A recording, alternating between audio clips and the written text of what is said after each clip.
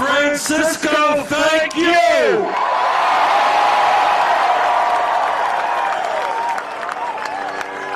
Let me thank Sarah Lee Guthrie. We're going to hear her later. You all know who her grandfather was.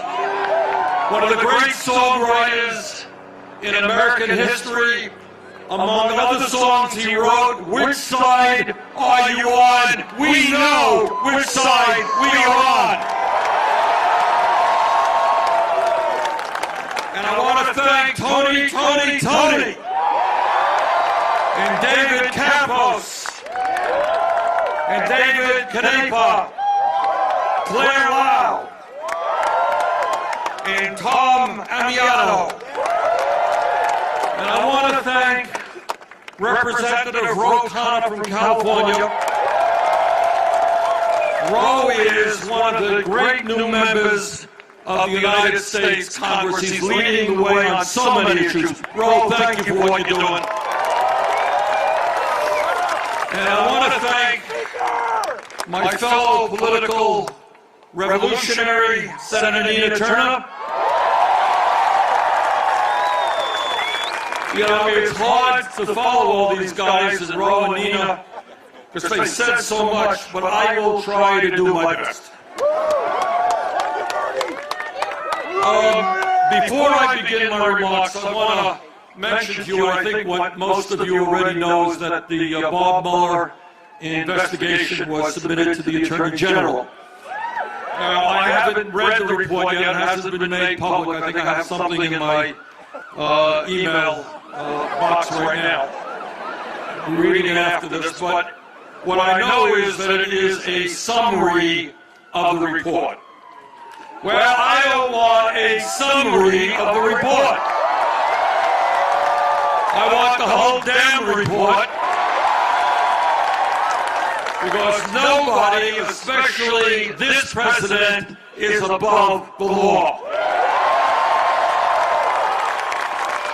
Now, I'm delighted to be here in California. This is our first trip here in this campaign. And I want to say to you, based on the incredible crowds that we saw in San Diego and Los Angeles and here today, I think we're going to win California.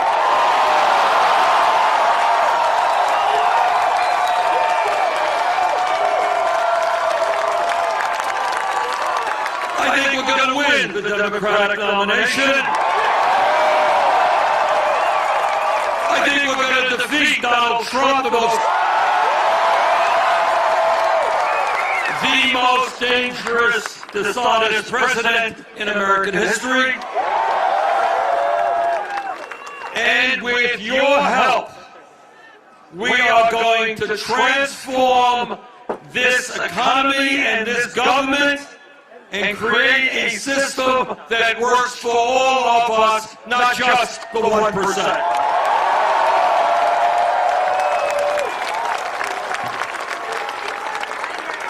Today, I want to welcome you. I want to embrace you and bring you in to a campaign which says, with confidence, with optimism, and with love, that the underlying principles of our government will not be greed, will not be kleptocracy, will not be hatred or lies.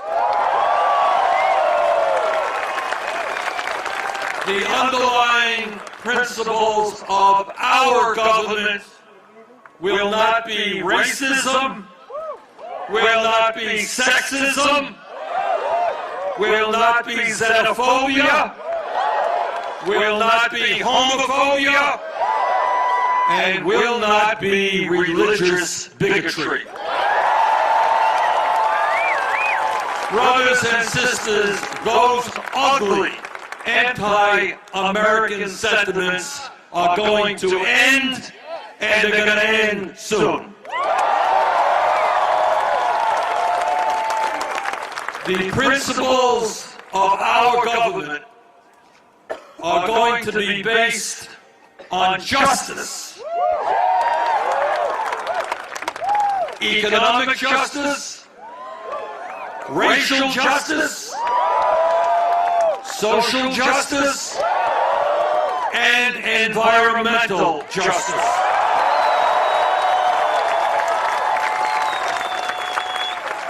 Now, I think we all know that Donald Trump and his friends, they want to divide the American people up. And you're right. Matter of fact, you're right to boo. And I'll tell you why. In a democratic society, people can disagree on a whole lot of issues. That's called democracy, and we have friends and loved ones whom we disagree with. Disagree on healthcare, education, whatever. But it is not acceptable to me, nor to the American people, that we, for the first time in modern American history, actually have a president who, for cheap political gain, wants to divide us up by the color of our skin, by our gender, by where we were born, by our sexual orientation, or by our religion. That is not what a president of the United States does. A president of the United States brings us together, does not divide us up.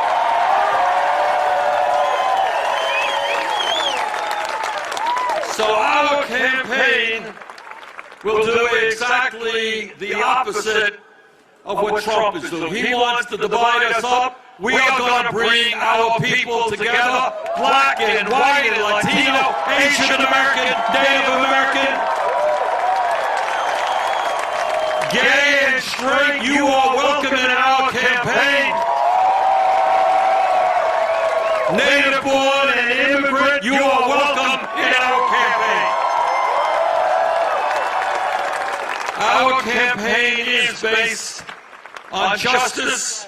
And let me give you some examples of what I mean by justice.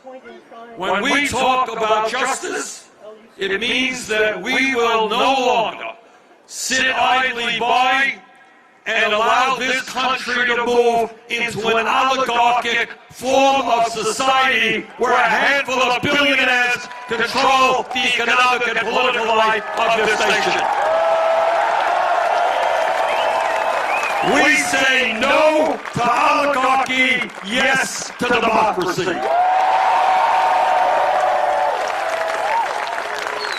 When we talk about justice, we will not allow 3 families in this country to own more wealth than the bottom half of American society. While at the same time, more than 20% of our children live in poverty. We have veterans sleeping out on the street here in San Francisco. And 30 million Americans have no health insurance at all. That is not a just society. Justice means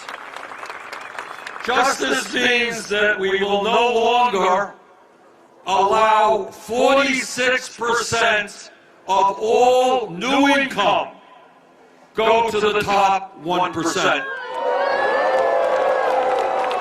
Imagine that. 46% of all new income goes to the top 1%. And here in California and Vermont and all over this country, you got people working 2 or 3 jobs just to pay the bills. You got half of the people in this country, half the workers, who are living paycheck to paycheck. And that means they are scared to death that if the car breaks down, they can't get to work.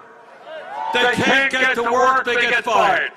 If they get fired, they can't afford to take care of their kids. We want an economy that works for all of us, not just wealthy campaign contributors.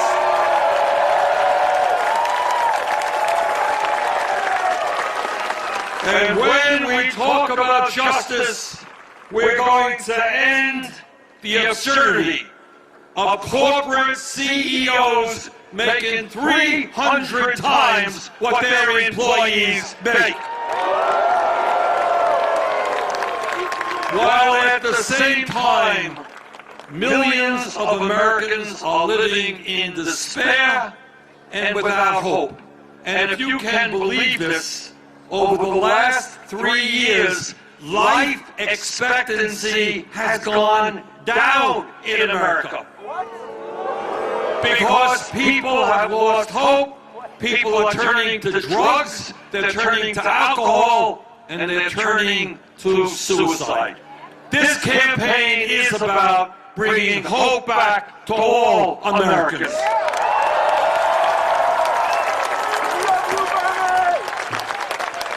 Justice in America means that we will not tolerate 25 hedge fund managers on Wall Street earning twice as much money as the 140,000 kindergarten teachers in this country.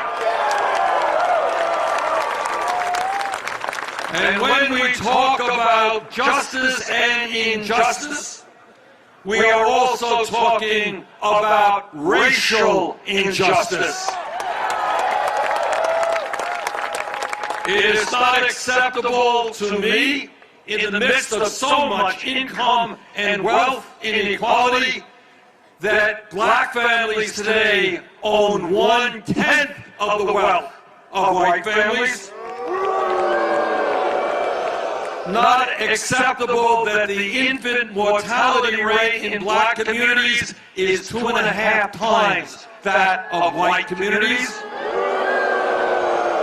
That redlining still exists, and black businesses cannot get the affordable loans that they need, and that the criminal justice system remains significantly racist. So when we talk about justice, we are talking about ending institutional racism in all of its ugly forms.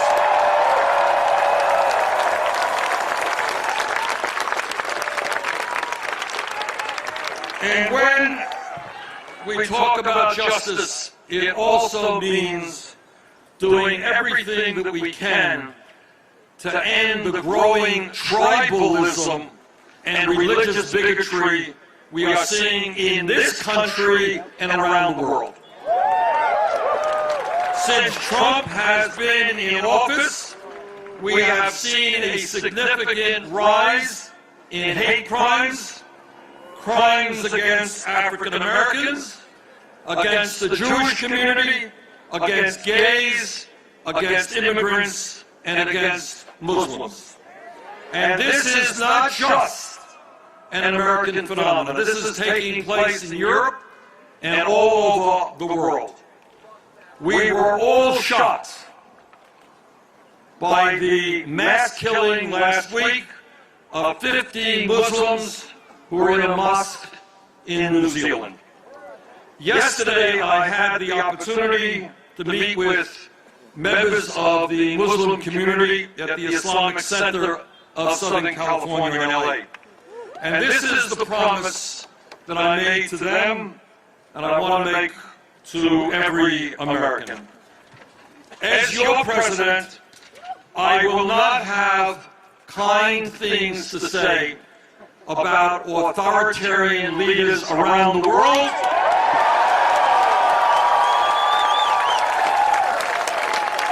who espouse bigotry and hatred, and we are seeing more and more of that all over the world. Together, we will once again make the United States of America the leader in the world in the fight for democracy and human rights, in the struggle to bring this world together around our common humanity. And by the way, there is something we can learn in the United States in terms of what New Zealand did after that terrible crime. They banned assault weapons.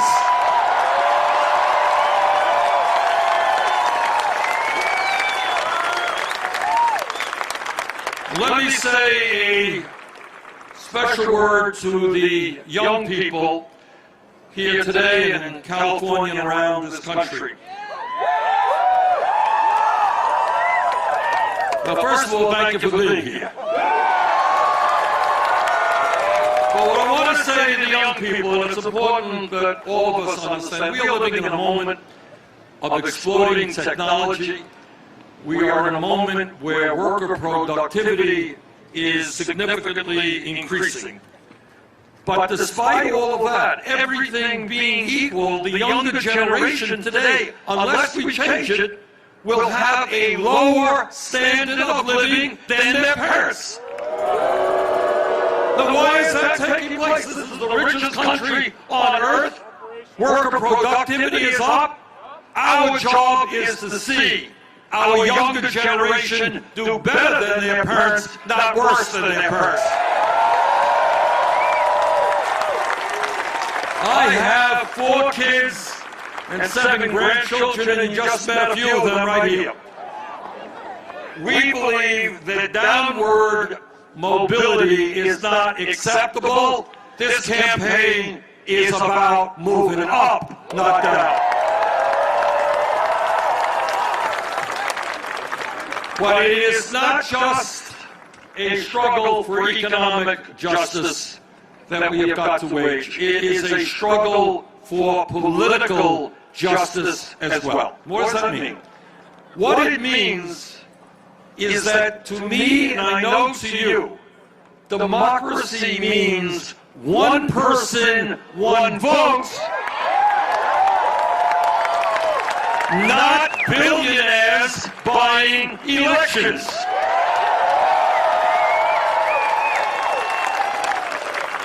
And we are not only going to overturn this disastrous Supreme Court decision on Citizens United, we're going to end voter suppression in this country. You know, I've run in many, many elections. I've lost some, I've won most, but it has never occurred to me. It has never, ever occurred to me to say, well, in my state, I know I'm strong here and I'm weak there. How can I make it as hard as possible for people to vote because they might vote against me? That is political cowardice. And I say to those Republican governors who are trying to keep people from voting, if you don't have the guts to engage in a free and fair election, get the hell out of politics.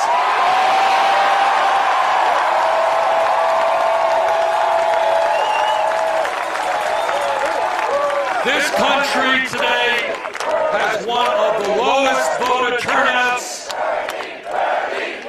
Thank you.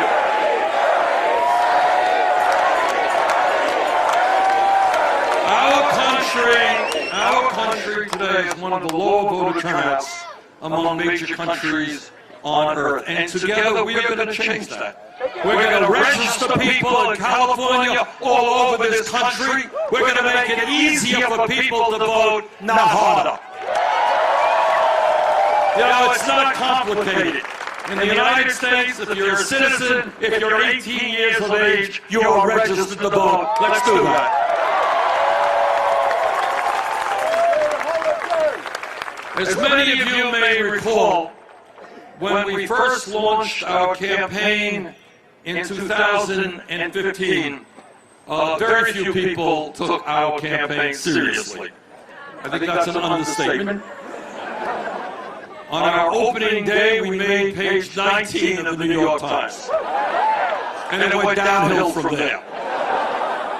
The ideas that we were talking about when we began the campaign, those were ideas that were considered by the political establishment to be radical ideas, to be extreme ideas, and they were rejected by mainstream politicians as well.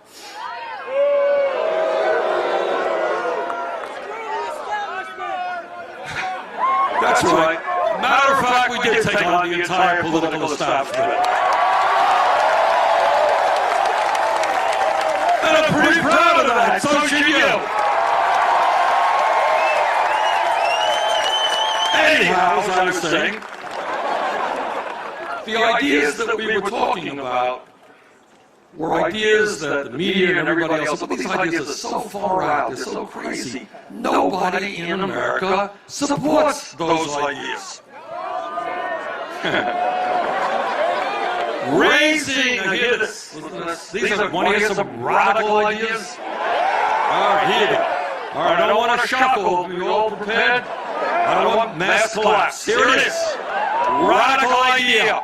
Raising the minimum wage to a living wage. Oh my God! Imagine how radical that idea is. All right, here's another one. You ready for another one? I don't want you fainting in shock. We have some people seated, that's good. All right. Guaranteeing health care to all people as a right.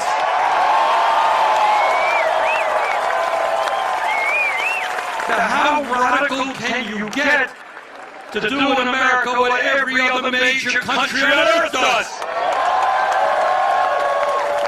Here's another radical idea, that in the richest country in the history of the world, maybe we should not have an infrastructure, roads, bridges, water systems that are collapsing. Oh, wow! I mean, how extreme can you be to ask to create a situation where when people turn on their water faucet, the water comes out that it's clean and drinkable? I know that's a radical idea, but I will stand by that. People are entitled to drinking water. All right, here's another. Here's even a more radical idea. Imagine an aggressive effort to combat climate change.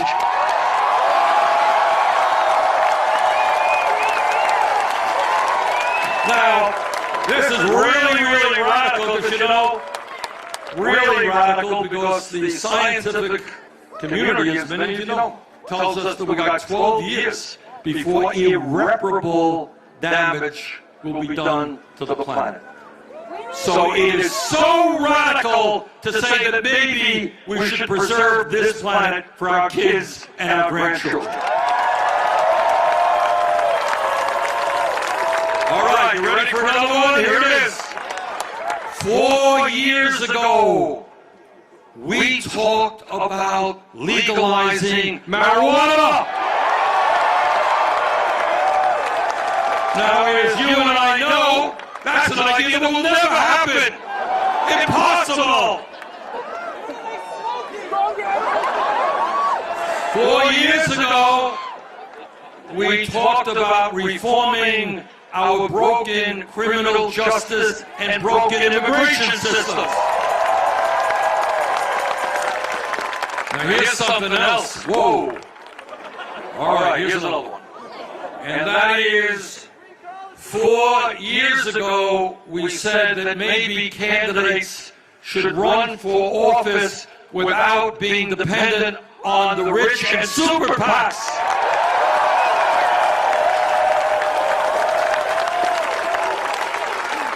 And here is one more. 4 years ago, we said that maybe we should end the power of superdelegates at the Democratic National Convention.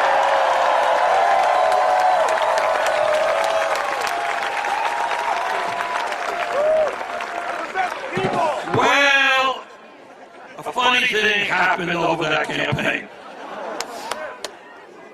In 2016, despite having these radical, far-out, extreme, un-American positions, we won 22 states,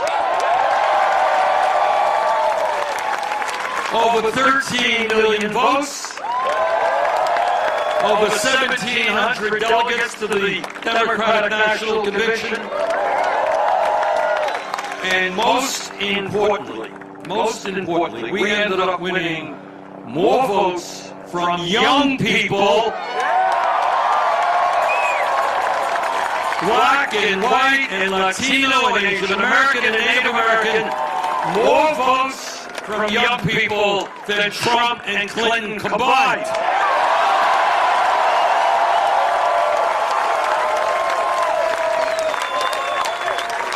And by the way, those ideas that we talked about 4 years ago that seemed so radical at the time, well, today, virtually all of those ideas are now supported by a majority of the American people.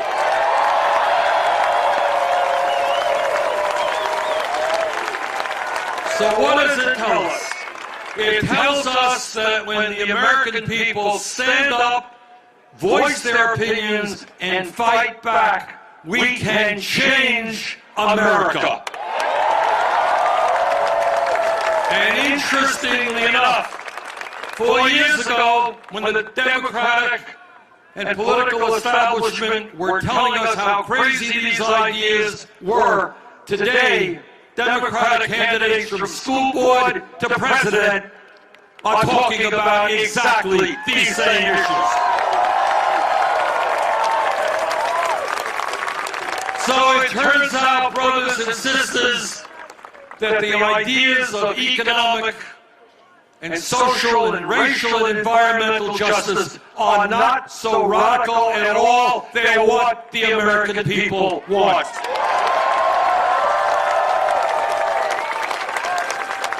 We have come a long way in the last 4 years. Now is the time to complete what we began. Now is the time to turn our vision and our progressive agenda into reality. Now is the time to complete what we began.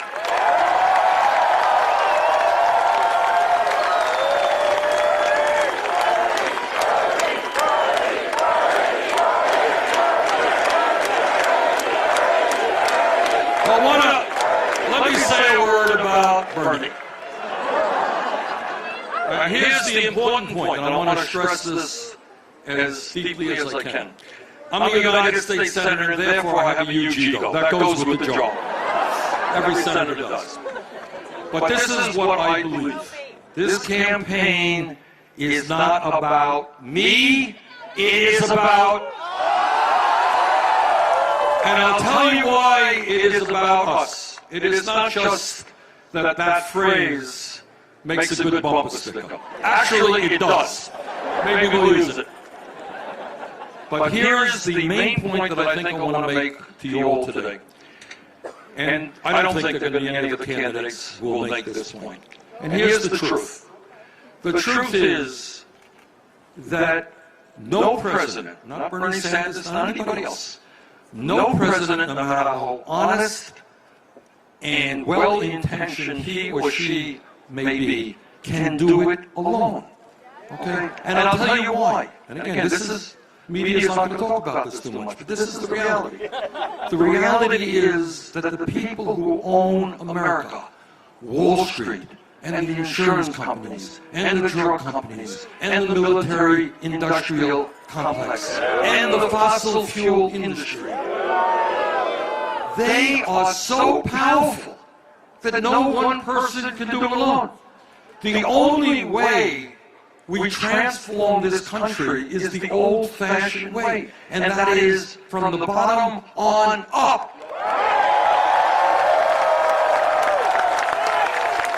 The only way workers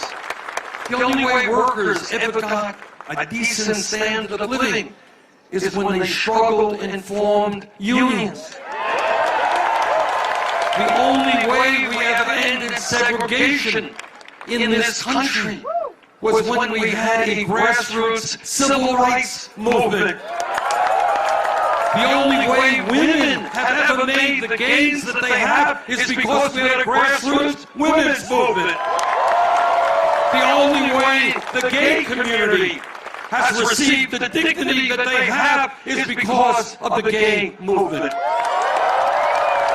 The only way we transform this country economically and politically is when millions of people from coast to coast stand up, look around them, and say the status quo is not good enough. We want real change.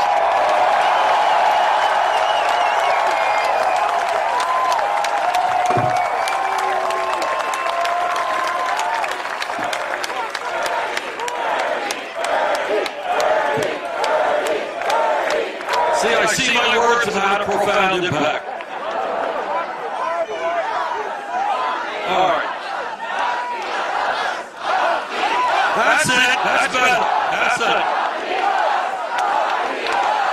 And let me, when I talk about, and here's the one point, when I talk about taking on the system, which is what we've got to do, a very powerful system.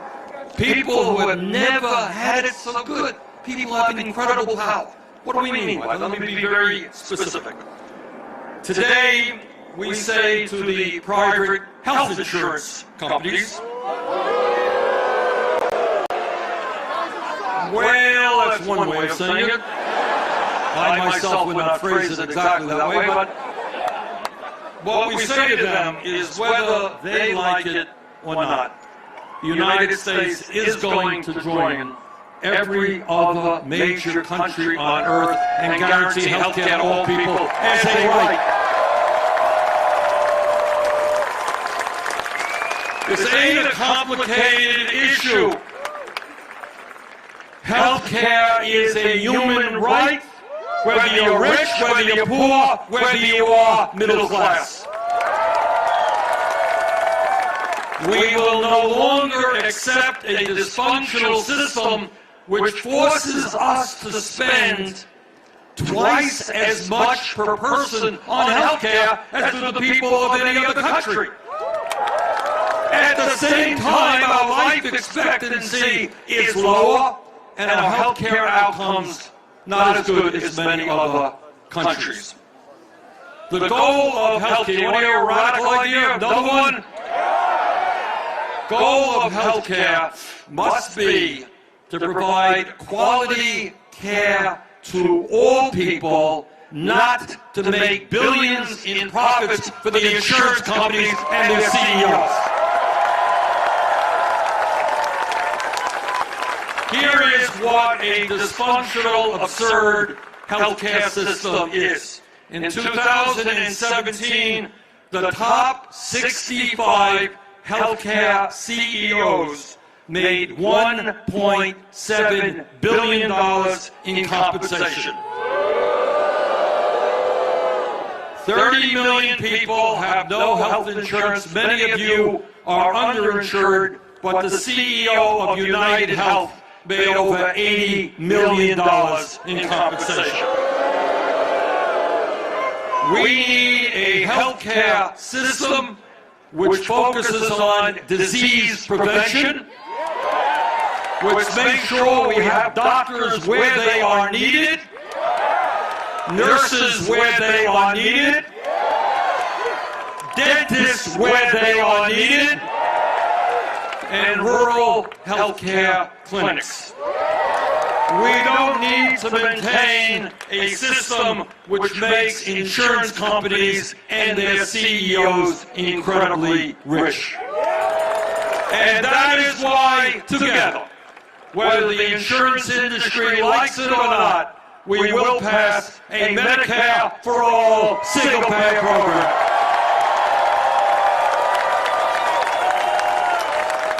And today we say to the drug companies, we will no longer allow you to continue ripping us off and charging us by far the highest prices in the world for the medicine that we need. We are not asking you, we are telling you, you're going to lower prescription drug prices in this country. And today we say to Walmart and other low-wage employers, stop paying your workers starvation wages. Yes, we are going to raise the federal minimum wage to a living wage, $15 an hour. Nobody who works 40 hours a week should be living in poverty. People should not have to work 2 or 3 jobs to feed their kids.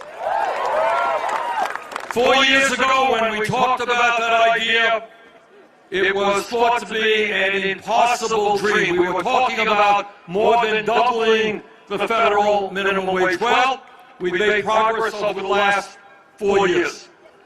5 states, including California, have raised the minimum wage to $15 an hour. And I'm happy to tell you that several weeks ago, the U.S. House Committee on Education and Labor reported out of that committee, and I believe it will pass the full House, legislation which will raise the federal minimum wage to $15 an hour. And when we talk about the economy, there is a growing fear among working people, a very legitimate fear, that with the advance of artificial intelligence and robotics, that millions of workers can be thrown outside and onto the streets. It is absolutely imperative that these new technologies be used to improve the human condition, not simply make more money for large corporations. Technology is a good thing. We have got to control technology. Technology should not be controlling us. And today, as the wealthiest nation on earth, we say loudly, we are going to rebuild our crumbling infrastructure and create 15 million good-paying jobs. And today, we say to the parents of this country that you and your children deserve quality, affordable child care. The children are our future. We are embarrassed that as a nation we have the highest rate of childhood poverty of almost any major country on earth. We're going to turn that around. We're going to invest in our kids. We're going to invest in universal, affordable child care.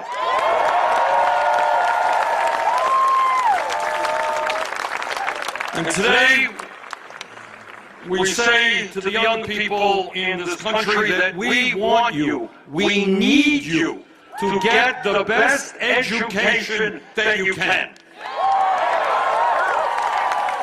We live in a competitive global economy, and we will not succeed economically as a nation unless we have the best educated workforce in the world.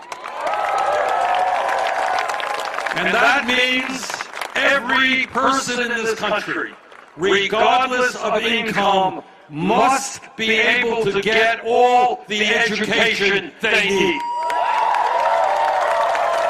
And that is why we are going to make public colleges and universities tuition-free. And congratulations to the City University here in San Francisco for moving in that direction. How many of you have student debt right now? Raise your hand, please. All right, here's a promise to you.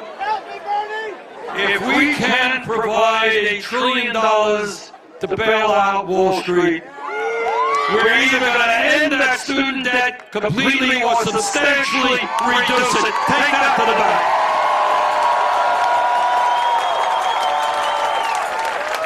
How absurd it is when you talk about this functionality and irrationality. We want people to get an education. And then they go out and get an education. And then they're going to pay off the debt for 20 years. That is absurd. So it's an issue we will place very high on our priority list. But it's not just young people that we have to be concerned about. We don't talk about this enough in Congress, and we don't talk about it in the media. But right now in Vermont and in California, there are senior citizens trying to get by on $12,000 or $13,000 a year Social Security. Can you imagine being 90 years of age and trying to get by on $12,000 a year? And the answer is you can't. In response to that, my Republican colleagues in Congress got a brilliant idea. They want to cut Social Security benefits. Well, we got some bad news for them. Ain't gonna happen. Quite the contrary. We're gonna raise Social Security benefits. Seniors are the people who built this country. They are the people who defended this country. They are the people who raised us. We are not going to leave them out on the streets. Now, I don't have to tell any of you that Donald Trump embarrasses us every day. There's almost not a day that goes by when he doesn't tell one or another outlandish lie. When he doesn't attack, it's hard for me to believe. I stand up here thinking, why in God's name would a president of the United States attack John McCain, who died months ago? What world are you living in? McCain and I disagreed on a lot of issues. He was a friend of mine. He was an American hero. You don't attack dead heroes when you're the president of the United States. But he embarrasses us in so many ways, but I think maybe most importantly, he embarrasses us in the entire world when he tells us that climate change is a hoax. So this is not just a lie, it is a dangerous statement, because we know what the scientists tell us, is that climate change is real. I don't have to tell the people of California how real climate change is. You know that. Climate change is real. It is caused by human activity. And in this state, in this country, and around the world, it is already causing devastating harm. So today we say to Mr. Trump and his sponsors in the fossil fuel industry, whether you like it or not, we are going to transform our energy system away from fossil fuel into energy efficiency and sustainable energy. And when we do that, we're going to create millions of good-paying jobs. We're weatherizing our homes, weatherizing our buildings, create an efficient rail system, a modern transportation system. We're going to invest in solar, in wind, in batteries, and in other technologies.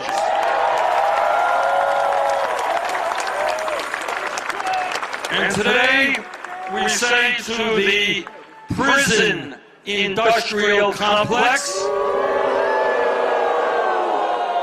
that whether you like it or not, we are going to bring about in this country long, long overdue criminal justice reform. In this great nation, we should not have more people in jail, disproportionately African American, Latino, Native American, more people in jail than any other country on earth. Instead of spending $80 billion a year locking up fellow Americans, we are going to invest in jobs and education, not jails and incarceration. And when we talk about real criminal justice reform, we are talking about no more private prisons, or detention centers. And we are finally going to terminate the so-called war on drugs. Too many lives have been destroyed. Too many people have received criminal records for possession of marijuana. And that is going to end. And when we talk about real criminal justice reform, I want all of you to know, what some of you may not, that right now, as we speak, hundreds of thousands of Americans are in jail for the crime of being poor and not being able to afford cash bail. We're going to end the cash bail system. And by the way, when we talk about real criminal justice reform, it means not only ending young people from getting criminal records for possession of marijuana, it also understands that there is something profoundly wrong when tens and tens of thousands of people get criminal records for smoking marijuana, but not one CEO on Wall Street went to jail because of their criminal activity in destroying our economy. I know it's another radical idea, but we believe in equal justice under the law, whether you're rich or whether you're poor. And when we talk about justice, we say to the American people that instead of demonizing the undocumented immigrants in this country, we are going to pass comprehensive immigration reform and a path toward citizenship.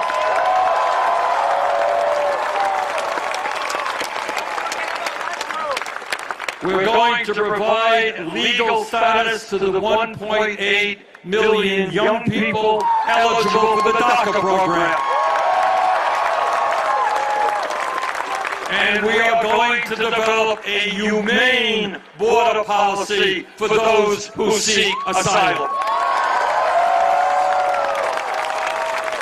America is not about and must never be the nation that snatches babies from the arms of their mothers. That will end.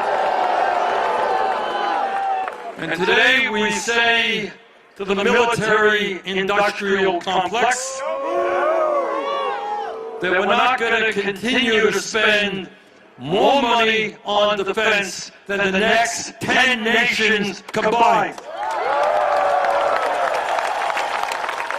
We are going to invest in affordable housing. We're going to invest in public education. We are not going to invest in never-ending wars.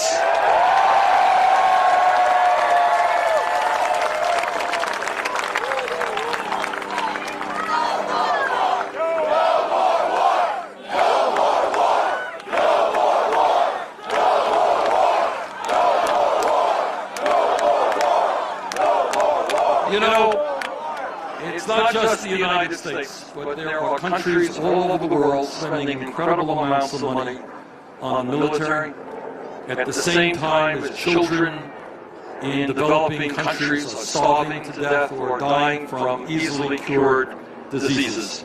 I know it's not easy, but our job is to lead the world away from war to invest in human needs. And today I want to say a word to the 1% and to the large profitable corporations in this country. People, by the way, who have never ever had it so good. Corporate profits are soaring, the rich are getting much richer. And we say that under our administration, we are going to end the massive tax breaks and loopholes that the wealthy enjoy. They want to talk about absurdity, you know? Here's absurdity. Anybody here know how much Amazon paid in taxes last year? Here you have a large profitable corporation, made $11 billion in profits last year, owned by the wealthiest guy in America, didn't pay a nickel in federal income taxes. Not just Amazon, Netflix, General Motors, many other corporations. You got the wealthy and these powerful corporations stashing their billions in profit in the Cayman Islands and in other tax havens. We got a different idea. Trump thought it was a great idea to give $1 trillion in tax breaks to the rich and large corporations. Well, our idea is a little bit different. Under our administration, the top 1% and the large corporations will start paying their fair share of taxes.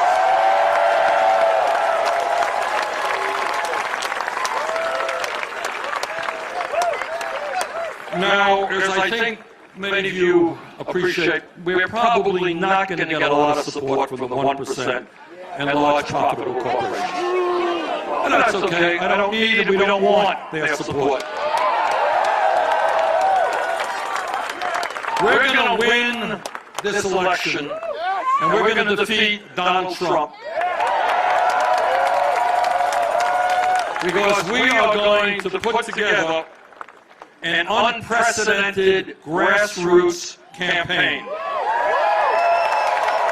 And I'm happy to tell you that our campaign has already signed up well over 1 million people who are going to roll up their sleeves and get to work. Now, I know something about grassroots politics, because that's kind of what I've been doing my entire life. Unlike Donald Trump, I was not born into a super wealthy family. My family did not give me millions of dollars to start resorts and casinos and hotels. My family did not give me $200,000 allowance every year from the age of 3. In fact, my family gave me a 25-cent a week allowance. I was not educated in an elite private school. I was educated in a public school. In other words, and most importantly, I am proud of where I came from. I know where I came from.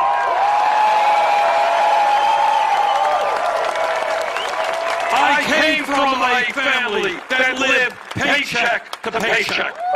And unlike Trump, I'm not going to shut down the government and tell 800,000 federal employees they're not going to get any income. Maybe billionaires like Trump don't know it, but I know that families have got to pay their mortgage, have got to pay their health care bills, have got to put gas in their car. We're not going to shut down the government. We're going to create a government that works for working people.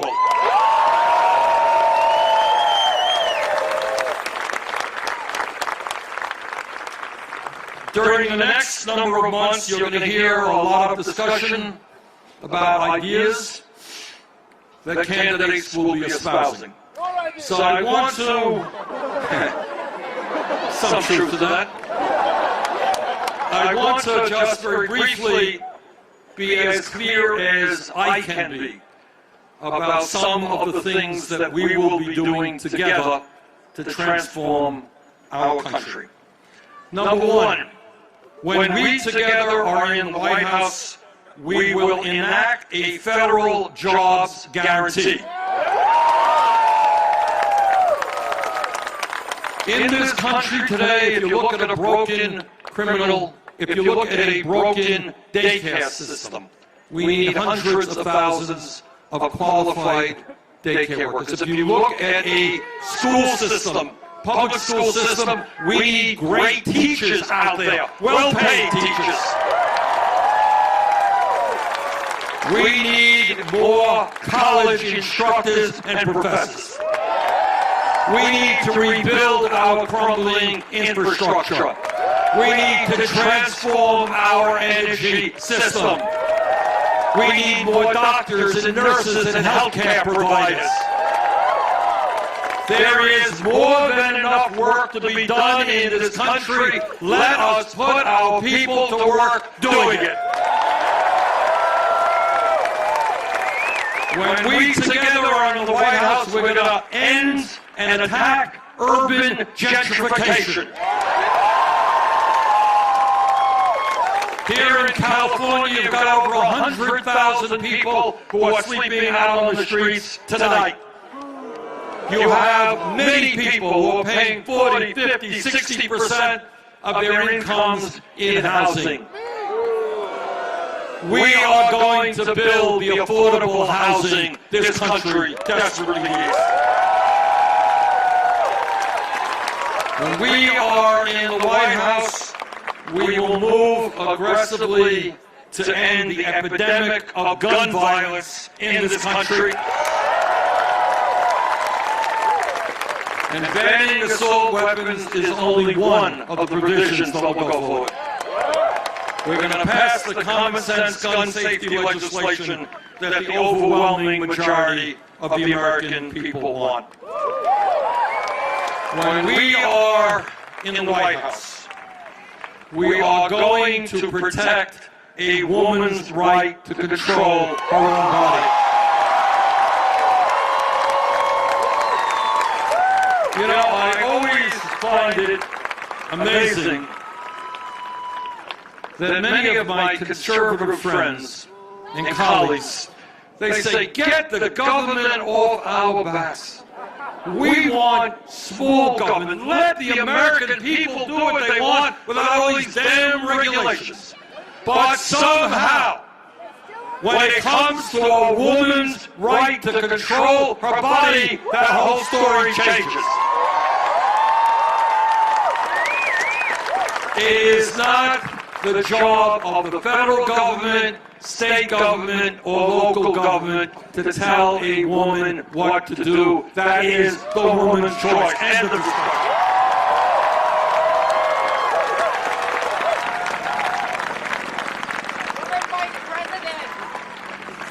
When we talk about transforming this country, we're not talking about a walk in the park, as beautiful as this park is. This is tough stuff. It is tough stuff. And the reason we say it's not me, it's us, is that we need to stand together to take on the most powerful people, not only in this country, but in this world. And let me be very specific. We're talking about taking on Wall Street. Okay? Now, I want you to hear this. I only have 5 things here. Here's the 6. All right. 6 major Wall Street banks have assets equivalent to 54% of the GDP of this country. In other words, you've got 6 institutions that control the flow of trillions of dollars. They got us into a major recession in 2008. We're not going to take that chance again. We're going to break up the major financial institutions.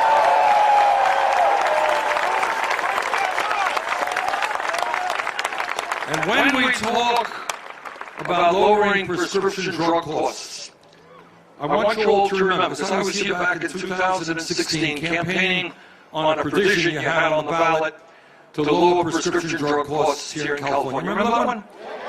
It was a modest proposal. Frankly, it wasn't radical. All it said is that the state government in California should not pay more than the Veterans Administration for prescription drugs.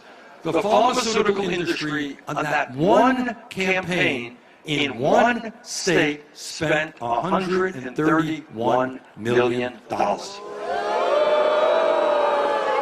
1 out of 5 Americans can't afford the price of prescription drugs. They had $131 million to spend on a campaign here in California. The insurance companies have endless amounts of money. So when we talk about lowering prescription drug costs and moving to Medicare for all, we have got to recognize we have a battle in front of us. These guys will spend endless amounts of money.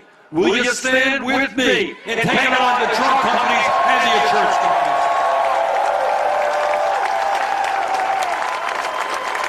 And if we're going to protect family-based agriculture from Vermont to California, we have got to stand up to agribusiness. We have got to stand up to the prison industrial complex.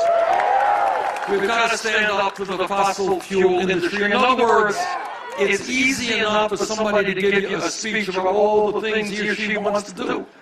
But those changes do not take place unless people stand up and fight back, and that is what this campaign is about. Brothers and sisters, let me end by saying this. Clearly, we've got an enormous amount of work in front of us to win the Democratic nomination, to defeat Trump, and to transform this country. But this is what I believe from the bottom of my heart. This is what motivates me every single day. And that is that if we do not allow Trump and his friends to divide us up by the color of our skin, where we came from, our sexual orientation, our religion, if we stand together as black and white and Latino, Native American, Asian American, gay and straight, if we stand together and stay focused on how we can improve lives for the vast majority of the people in this country, if we have the courage to take on powerful special interests, there is nothing that we cannot accomplish.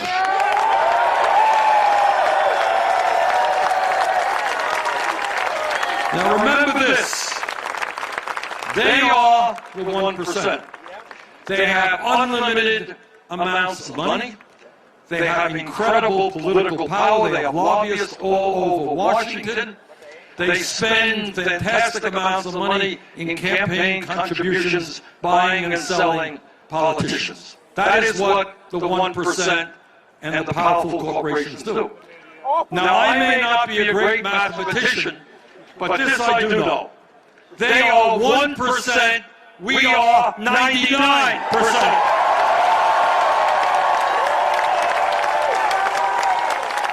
And if we stand together, we can create a country that will be the envy of the world. It will be a country that our kids and our grandchildren will say, thank you, Mom and Dad, thank you, Grandpa and Grandma, thank you for standing up and fighting for justice. Thank you all very much.